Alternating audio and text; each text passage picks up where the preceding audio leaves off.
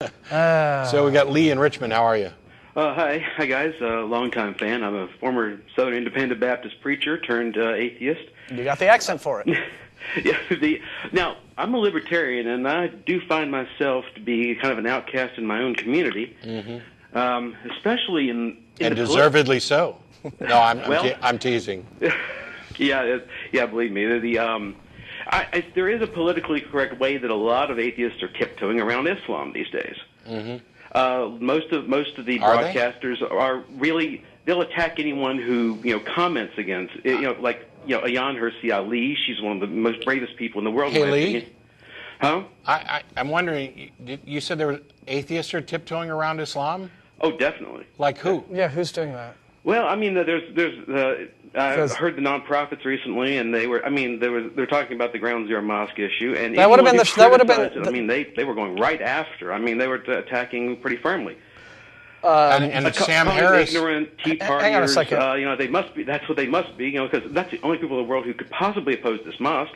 Hang on, Lee. Let me explain, because that was the show that I hosted with my friends Gia and Chris, and yes. let me clarify what the position was on that. Because I think we were extremely clear on the show.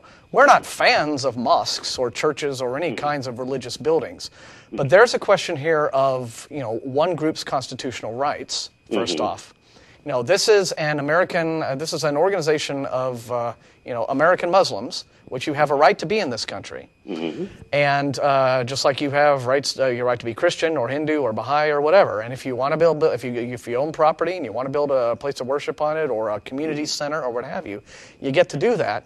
And what we were responding to is essentially this attempt by people who, again, are coming from the Tea Party side, are coming from the far right, who, for one thing, are painting with this very broad brush this whole sort of, Islam was responsible for 9/11, therefore, these are the same people, and they're not really. And that was the point that we were making. It's like when some Christian wacko decides to blow up an abortion clinic, every Christian in that community isn't responsible for that crime.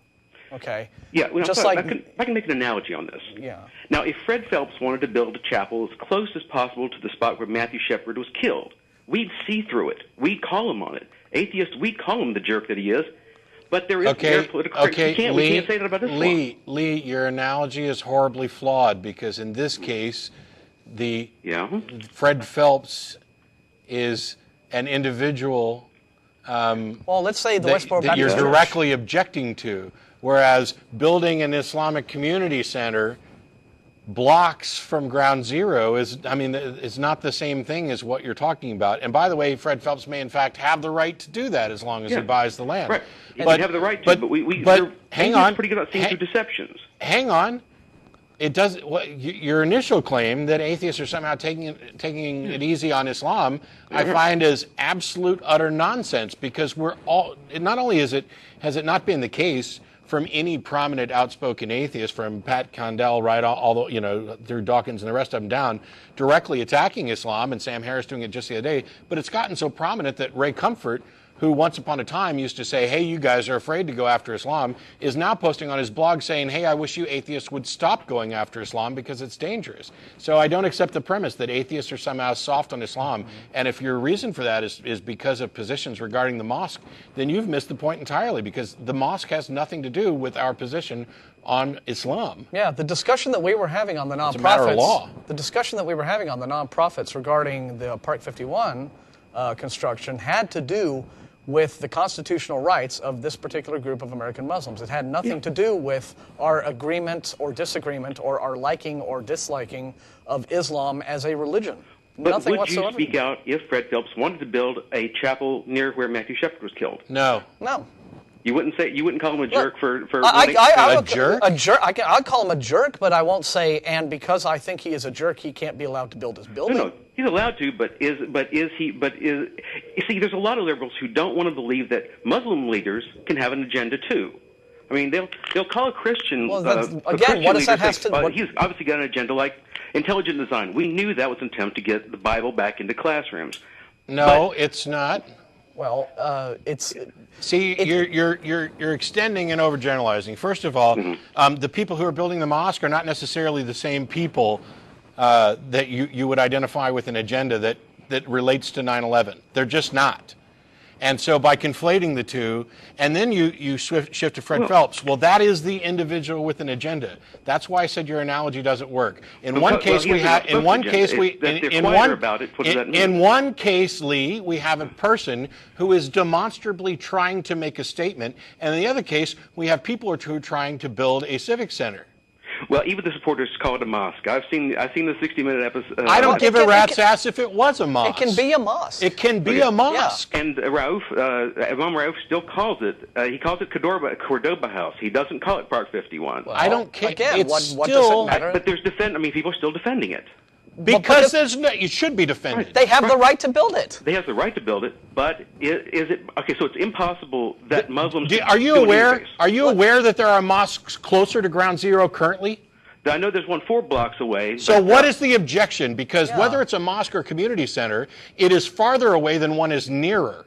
Well, I'm just saying that if I still make the Fred Phelps analogy because it's an in-your-face. We know it's an in-your-face. You make the Fred Phelps analogy because it seems to support your point, which is fatuous. Yeah, I mean, we don't know that it is an in-your-face. You assume that it is. I will tell you all day long. We don't know Fred Phelps would be doing it as an in-your-face. We don't know he'd be doing it, but your analogy sets it up that he would be. Yeah, you can't be that dumb about that. The assumption that we'd have to be dumb to not see through his agenda. But I tell you what, I'm almost not dumb enough. I'm almost so that I never mind. Go ahead.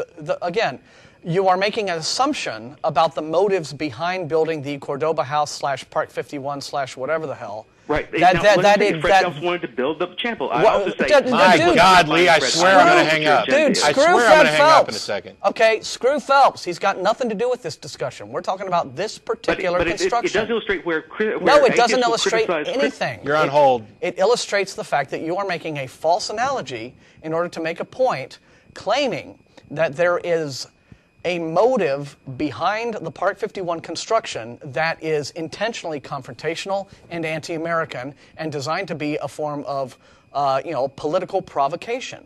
And there is no basis for that. In fact, the mosques that are in that same area, in the same Ground Zero neighborhood, have for a long time, in fact, been attempting to expand because this has been a construction that's been planned for some time.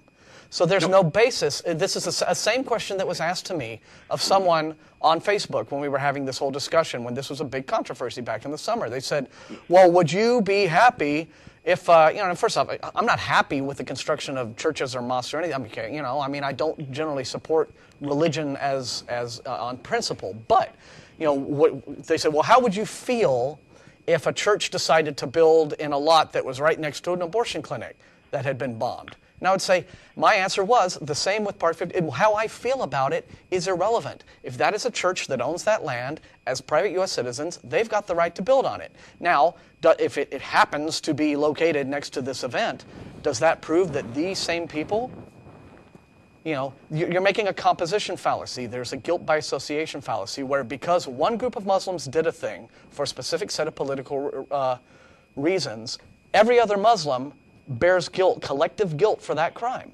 That is what is behind the objections to the construction of Park 51. Yeah, if you want to fix your analogy.